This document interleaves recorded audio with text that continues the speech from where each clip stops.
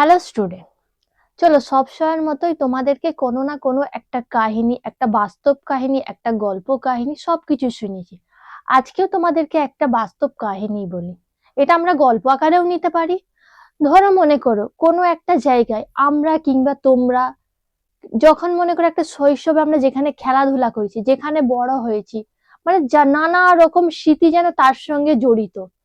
যদি ওই স্থানটা আমাদেরকে ছেড়ে চলে যেতে হয়, তাহলে আমাদের মনের মধ্যে কি সৃষ্টি হয়? আমরা যেতে চাইনি, তার সত্ত্বেও আমাদেরকে যেতে হয়। কেন? আমাদেরকে নিজের একটা নতুন জীবন শুরু করার জন্য আমাদেরকে যেতেই হবে। কিচ্ছু করার নেই। কিন্তু বারবার আমরা মনে করি কি, আমরা ভুলিনি স্থানকে, আমার শৈশবের সেই স্মৃতিকে, আমরা যেখানে খেলাধুলা করেছি, যেখানে বড় হয়েছি, যার মধ্যে আমরা দেখেছি আমাদের এখানে একটা কন্যার কথা, একটা মেয়ের কথা, কে যে কিনা তার দিদি ছিল। সেই দিদি আর নেই, সেই দিদি মারা গেছে। সেই দিদিকেও সে বলেনি। সে বারবার বলেছে যে আমি ভুলিনি দিদি তোকে, কিন্তু এখান থেকে আমাকে যেতে হচ্ছে। এইসব নিয়ে আজকে আমরা আলোচনা করব। আমাদের এই পাঠের মধ্যে কি কি আছে, কি নিয়ে আলোচনা করছে, সম্পূর্ণ যদি জানতে চাও তাহলে যুক্ত থাকো স্কুলবালা ইউটিউব চ্যানেলে সাকিনা ম্যামের সাথে। চলো স্টার্ট করি। দেখো কি আছে, সোনাডাঙ্গার মাঠে, অঞ্চলের সকলের বড় মাঠ। মানে এখানে একটা কি আছে, একটা বড় মাঠ আছে।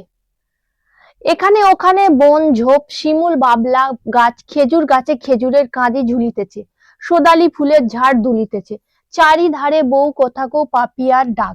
মানে কি আছে, চারিদিকে কি কি আছে, নানা রকম গাছপালা আছে, সেগুলো দুলছে, অনেক পাখি আছে, তারা ডাকছে, সবকিছুই দেখতে পাচ্ছে। দূর প্রসারী মাঠের উপর তিসির ফুলের রঙের মতো গাঢ় নীল আকাশ উপুড় হইয়া পড়িয়াছে। মানে এখানে কি মনে হচ্ছে, অনেক আমরা দেখি, এখনো আমাদেরকে মনে হয় যখন আমাদের থেকে অনেক দূরে দেখবো, আকাশকে দেখবো, যেন মনে হচ্ছে মাটির ওপর যেন পড়ে আছে। ঠিক তেমনই মনে হয়েছে এখানেও। দৃষ্টি কোথাও বাঁধে না। ঘন সবুজ ঘাসে মোড়া উঁচু নিচু মাঠের মধ্যে কোথাও আবাদ নাই, শুধু গাছপালা, বন ঝোপের প্রাচুর্য, আর বিশাল মাঠটার শ্যামপ্রসার।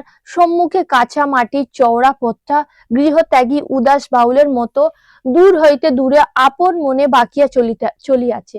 এখানে দেখো, এখানে তাকে ছেড়ে চলে যেতে হচ্ছে। তো তার মধ্যে কি কি মনে হচ্ছে, শুধু একটা, তাকে তার গৃহকে ত্যাগ করে চলে যেতে হচ্ছে। একটু দূরে গিয়া বাসারে মধুখালীর বিল পড়িল। কোন প্রাচীন কালের নদী শুকাইয়া গিয়া জীবনের যাত্রাপথের পদচিহ্ন রাখিয়া গিয়াছে। অন্তর্হিত নদীর বিশাল খাতটা এক্ষুনি পদ্ম ফুলে ভরা বিল। মানে তার মনে হচ্ছে যখন যা যা দেখতে পাচ্ছে সেগুলোকেই কি করছে, যে কিনা যাচ্ছে। যেই একটা আমরা দেখেছি আমাদের এই পুরো গল্পের মধ্যে এমন একটা ছেলের কথা, তার মনের মধ্যে সব সময় কোনো না কোনো কল্পনা জড়িত থাকতো। এখানে সে যা যা দেখছে তাই তাই যেন বর্ণনা করছে। অপু গাড়িতে বসিয়া মাঠ ও চারিধারের অপূর্ব আকাশের রংটা দেখিতে দেখিতে যাইতেছিল। এখানে অপু কি করছে, গাড়ি ঘরে যাচ্ছে, তারা চারিদিকে তার যা যা পড়ছে তাই সে দেখে দেখে যাচ্ছে। বেলা শেষে স্বপ্নপটে আবার কত কি শৈশব কল্পনার আসা যাওয়া। এখানে স্বপ্নপটে মানে কি, চিত্র, স্বপ্নের যে চিত্র সেগুলোকে যেন হচ্ছে তার, এখানে শৈশবের সব কল্পনা যেন সব চলে আসছে, এগুলো সব যেন তার মনে পড়ছে, চলে যাচ্ছে। কোন জায়গাকে ছেড়ে চলে যাচ্ছে, যেখানে সে বড় হয়েছে, যেখানে তার শৈশবের স্মৃতি আছে, সেগুলো যেন তার কল্পনার মধ্যে মনে পড়ছে। এই তো সে গ্রাম ছাড়িয়া চলেছে, এখন হয়তো কোথায় কত দূরে চলিবে যাওয়া তার সবে আরম্ভ হইল। মানে এখন সে কত দূরে যাবে সেটা সে জানে না, তবে এই মাত্র তার যাওয়াটা শুরু হয়েছে। এইবার হয়তো সে সব দেশ স্বপ্ন দেখা, সে অপূর্ব জীবন।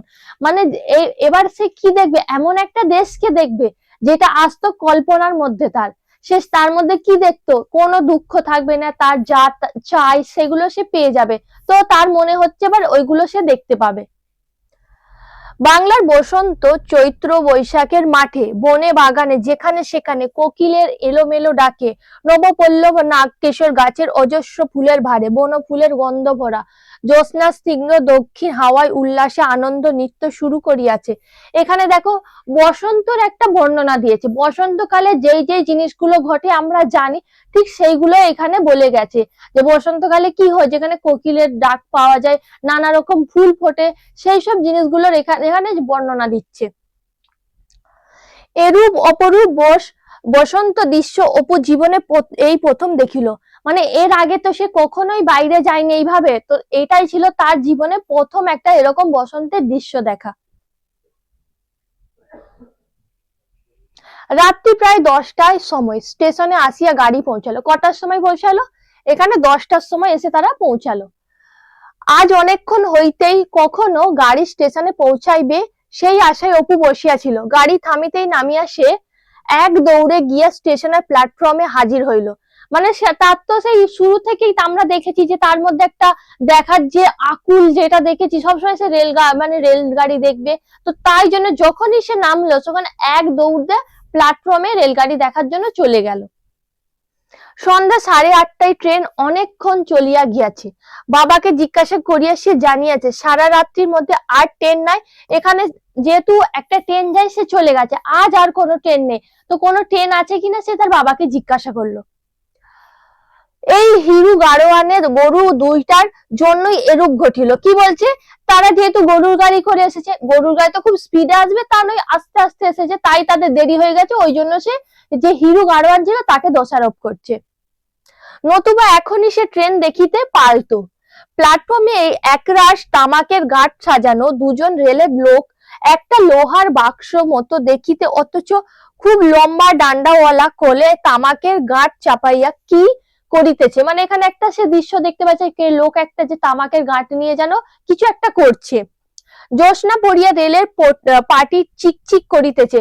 এখানে জ্যোৎস্না পড়েছে, এতদিন কি দেখেছে, গ্রামের মধ্যে গাছের কোনো বাঁশঝাড়ের মধ্যে যে জ্যোৎস্নার আলোটা পড়েছে সেইগুলোকে দেখেছি। এসে প্রথমবার দেখছি যে দেখবে রেলগাড়ির কি থাকে, এখানে পাটি বলতে কি, পাতকে বোঝানো হয়েছে, যে পাতের মধ্যে যখন এই জ্যোৎস্নার আলোটা পড়ে তখন যেন মনে হয় যে রেল লাইনের যে পাতটা থাকে সেটা যেন চকচক করছে।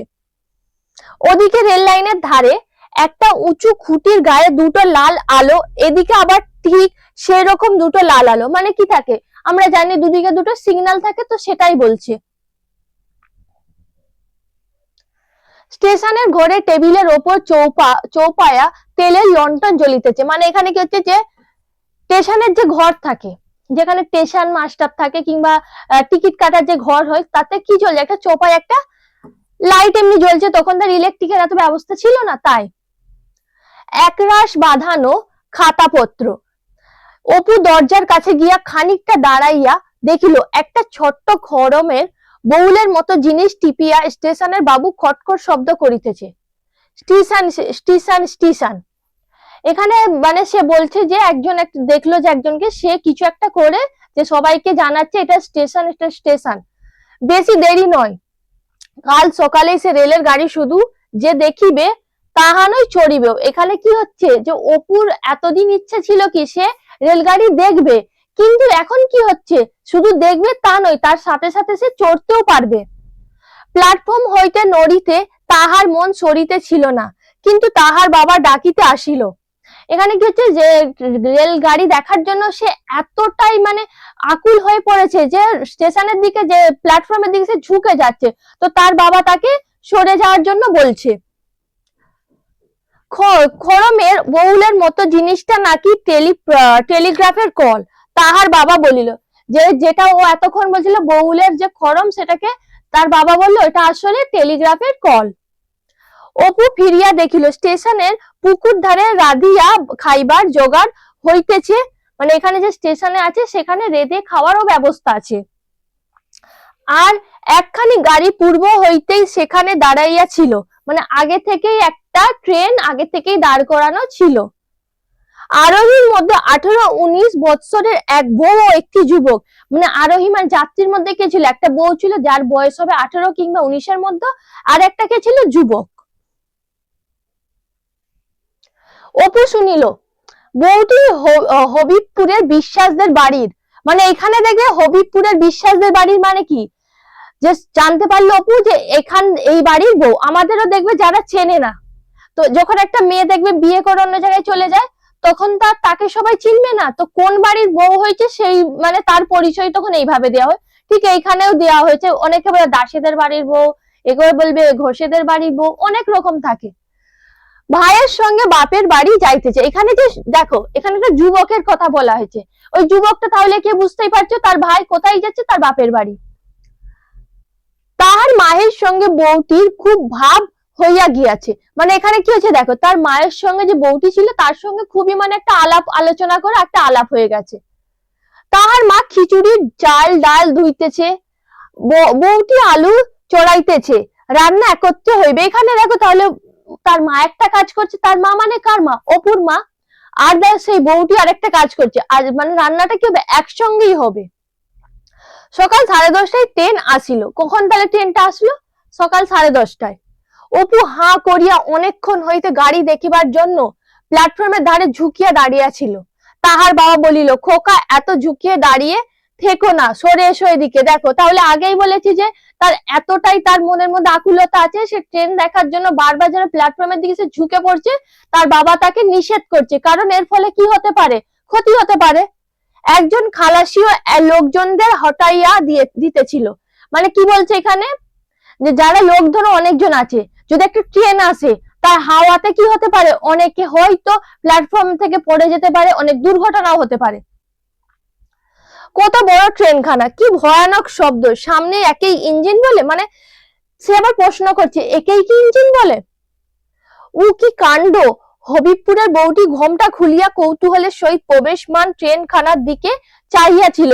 এখানে যে বউটি ছিল তারও মনে কোনোদিন ট্রেন দেখা হয়নি, যখনই ট্রেনটা আসলো সে এতক্ষণ ঘোমটা দিয়েছিল, কিন্তু ট্রেন আসার কারণ তার মধ্যে একটা কৌতূহল সৃষ্টি হয়েছে, সে ঘোমটাটা খুলে ট্রেন দেখার জন্য একভাবে যেন চেয়েছিল। গাড়িতে হৈ হৈ করিয়া মোট ঘাট সব উঠানো হইল, কাঠের বেঞ্চি সব মুখোমুখি করিয়া পাতা, গাড়ির মেঝেটা যেন সিমেন্টের বলিয়া মনে হইল। এখানে দেখো কি হচ্ছে, কি মনে করলো সে, যে হৈ হৈ করে সব মোট ঘাট সব উঠানো হলো, কেন, যা জিনিসপত্র ছিল সবকিছু তোলা হলো। তারপরে দেখো যে বেঞ্চিগুলো সব মুখোমুখি, মানে আগেকার ট্রেন আর এখনকার ট্রেনের মধ্যে দেখবো অনেক পার্থক্য, তো কাঠের যে বেঞ্চ গুলো হতো সেগুলো যেন মুখোমুখি, আর মেঝেটা কি মনে হচ্ছে, সিমেন্টের মতো, ঠিক যেন ঘর একখানা, কি মনে হচ্ছে যেন পুরো একটা ঘরের মতো মনে হচ্ছে, জানালা দরজা সব হুবহু এক ভারী গাড়িখানা, যাহা আসিয়া দাঁড়াইয়াছে তাহা সে আবার চলিবে, মানে সে বিশ্বাস করতে পারছে না, একটা ঘরের মতো পুরো সে দাঁড়িয়ে আছে, সে আবার চলবে। সে বিশ্বাস অপুর হইতে ছিল না, মানে অপু বিশ্বাসই করতে পারছে না, সে তো কখনোই দেখেনি এগুলো। কি জানি হয়তো নাও চলিতে পারে, হয়তো উহারা ওখানেই বলিতে পারে, ওগো তোমরা সব নামিয়া যাও, আমাদের গাড়ি আজ আর চলবে না, তার মনে মনে হচ্ছে এটা আর চলবে না, এইখানেই থেমে যাবে, এইখানেই রুকে যাবে, তার সেইগুলো সব ভাবতে লাগলো। তারের বেড়ার ওদিকে একজন লোক একেবারে উলু শাক মাথায় করিয়া ট্রেনখানা চলিয়া যাওয়ার অপেক্ষায় দাঁড়িয়ে ছিল। মানে এখানে কি বলতে চাইছে, একটা ট্রেন মনে করো দুটো কারণ হতে পারে, আগেকার দিনে লোকেরা ট্রেন দেখতে পেত না তাই ট্রেন দেখতে এসেছে, আবার এমন হতে পারে ট্রেনটা চলে গেলে সে পাস হবে, তো সেখানটায় রাস্তাটা সে ব্যবহার করতে পারে, তো এইগুলো দুটোই কারণ হতে পারে। অপুর মনে হইল লোকটা কৃপার পাত্র, আজিকার দিনে যে গাড়ি চলিল না সে বাঁচিয়া থাকিবে কি করিয়া, মানে এখানে অপুর কি মনে হচ্ছে, লোকটা যে গাড়িতে ট্রেন চড়তে পারলো না, সে একজন তার কাছে কৃপার পাত্র যেন মনে হলো। হিরু গাড়োয়ান ফটকের বাহিরে দাঁড়াইয়া গাড়ির দিকে চাহিয়া আছে, মানে যার সাথে তারা এসেছে সে গাড়ির কি করছে, যেন গাড়ির দিকে তাকিয়ে আছে। গাড়ি চলিল, অদ্ভুত অপূর্ব দুলুনি, দেখিতে দেখিতে মাঝের পাড়া, মাঝের পাড় স্টেশন, লোকজন, তামাকের গাঠ, হা করিয়া দাঁড়াইয়া থাকা হিরু গাড়োয়ান সকলকে পিছনে ফেলিয়া গাড়ি বাহিরের উলুখড়ের মাঠে আসিয়া পড়িল। একটা গাড়ি চললে, একটা ট্রেন চললে সবকিছু কি মনে হয়, যখন ট্রেনটা আগের দিকে যায় সবাইকে যেন মাঝে পিছনে ফেলে রেখেছে, তো সেগুলোই অপুর যেন মনে হচ্ছিল। গাছপালা গুলো শটশট করিয়া দুদিকে জানালার পাশ কাটাইয়া ছুটিয়া পলাইতেছে, কি বেগ, মানে ট্রেন একটা যখন দেবে গতি বাড়ে, যেন মনে হবে ট্রেনটা যেন গাছগুলোকে যেন কি স্পিডে যেন ফেলে রেখে যেন সব চলে যাচ্ছে। এরই নাম রেলগাড়ি, যে এই যে একটা জিনিস যাচ্ছে এরই নাম হলো রেলগাড়ি। ও মাঠখানা যেন ঘুরাইয়া ফেলিতেছে। ঝোপ ঝাপ গাছপালা, উলুখড়ের ছাউনি, ছোটখাটো চাষাদের ঘর সব একাকার করিয়া দিতেছে। গাড়ির তলায় যাতা পেশার মতো একখানা শব্দ হইতেছে। সামনের দিকে ইঞ্জিনের কি শব্দটা, মানে যা যা একটা ট্রেনের মধ্যে ঘটে সেগুলো এখানে দেখো বর্ণনা করা হয়েছে। মাঝের পাড়া স্টেশনের ডিস্ট্যান্স সিগন্যাল খানাও ক্রমে মিলাইয়া যাইতেছে, মানে এবার যে ডিস্ট্যান্সটা এতক্ষণ মনে হচ্ছিল সেটাও যেন হচ্ছে মিশে যাচ্ছে। অনেকদিন আগে সে দিনটা, মানে সে ভাবছে একদিন সে শুধুমাত্র মানে ওই ট্রেন দেখার জন্য এসেছিল, আজকে দেখো সে ট্রেনের মধ্যেই বসে আছে। সেও দিদি যেদিন দুজনে বাছুর খুঁজিতে খুঁজিতে মাঠ জলা ভাঙিয়া ঊর্ধ্বশ্বাসে রেলের রাস্তা দেখিতে ছুটাইয়া গিয়াছিল, সেদিন আর আজ, মানে একদিন তারা তার মাকে না বলে ওই বাছুরকে খোঁজার নাম করে কি করেছিল, ট্রেন দেখতে এসেছিল। তো সেই দিনকে আর আজকের দিনকে অপু যেন তুলনা করছে। ওই সেখানে আকাশের তলে আবাদু দুর্গাপুরের বাধা সড়কের গাছের সারি ক্রমশ দূর হইতে দূরে গিয়া পড়িতেছে। ওরই ওদিকে যেখানে তাহাদের গায়ের পথ বাকিয়া আসিয়া সোনা ডাঙ্গা মাঠের মধ্যে উঠিয়াছে, সেখানে পথের ঠিক সেই মোড়টিতে গ্রামের প্রান্তরে বুড়ো জামতলাটাই তাহার দিদি যেন মোলান মুখে দাঁড়াইয়া তাহাদের রেলগাড়ির দিকে চাহিয়া আছে। এখানে তার কল্পনার মধ্যে কি কি হচ্ছে দেখো।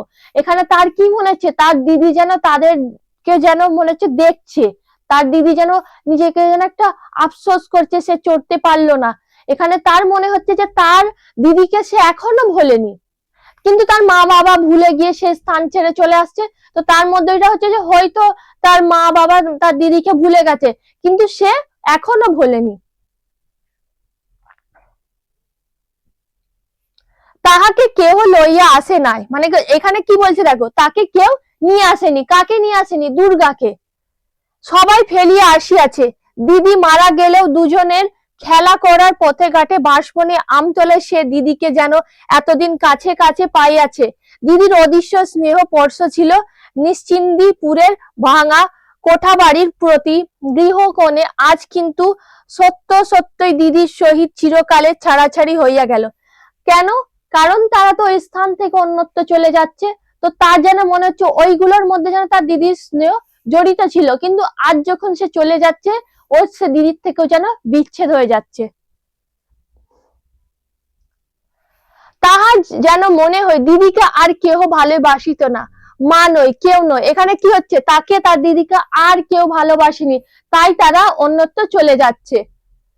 কেহ তাহাকে ছাড়িয়া আসিয়া দুঃখিত নয়, মানে তাকে যে রেখে চলে আসছে তার কারণে না বাবা না মা কেউই যেন দুঃখ পায়নি। হঠাৎ অপুর মন এক বিচিত্র অনুভূতিতে ভরিয়া গেল। তাহা দুঃখ নয়, শোক নয়, বিরহ নয়, তাহা কি সে জানে না। মানে অপুর মনের মধ্যে এগুলো কেন হচ্ছে সে নিজে এগুলো জানে না। কত কি মনে আসিল অল্প এক মুহূর্তের মধ্যে। আতুরি ডাইনি, নদীঘাট, তাহাদের কোটা বাড়িটা, তেতলার পথ, রানুদি, কত বৈকাল, কত দুপুর, কত দিনের কত হাসি খেলা পটু, দিদির মুখ, দিদির কত না মেটা স্বাদ। মানে সে যখন তার শৈশবের যেসব জিনিসগুলোর সাথে জড়িত সেগুলো যখন ফেলে চলে যাচ্ছে, তার মনের মধ্যে দেখো কত কি যেন সব হঠাৎই সব মনে পড়ছে। তার মনে একটা দুঃখ হচ্ছে, তাই তার এগুলো মনে পড়ছে। দিদি এখনো এক দৃষ্টে চাহিয়ে আছে, তার যেন মনে হচ্ছে তার দিদি যেন এখনো একভাবেই যেন তাকিয়ে আছে। পরক্ষণে তাহার মনের মধ্যে অবাক ভাষা চোখের জলে আত্মপ্রকাশ করিয়া যেন এই কথাই বারবার বলিতে চাহিল, আমি চাইনি দিদি, আমি তোকে ভুলিনি, ইচ্ছে করে ফেলেও আসিনি, ওরা আমায় নিয়ে যাচ্ছে। এখানে সে তার দিদিকে বলছে আমি তোকে এখনো ভুলিনি, আমি তোকে ছেড়ে যেতে চাইনি। কে নিয়ে যাচ্ছে? মা বাবা যাচ্ছে, তাই আমাকে যেতে হচ্ছে। সত্যি সে ভোলে নাই, আবারও বলছে সে সত্যিই ভোলেনি। উত্তর জীবনে নীলকুন্তলা সাগর মেখলা প্রণীর সঙ্গে তাহার খুব ঘনিষ্ঠ পরিচয় ঘটিয়াছিল, কিন্তু যখনই গতির পুলকে তাহার সারা দেহ শিহরিয়া উঠিতে থাকিত, সমুদ্রগামী জাহাজের ডেক হইতে প্রতি মুহূর্তে নীল আকাশের নব নব মায়ারূপ চোখে পড়িত। হয়তো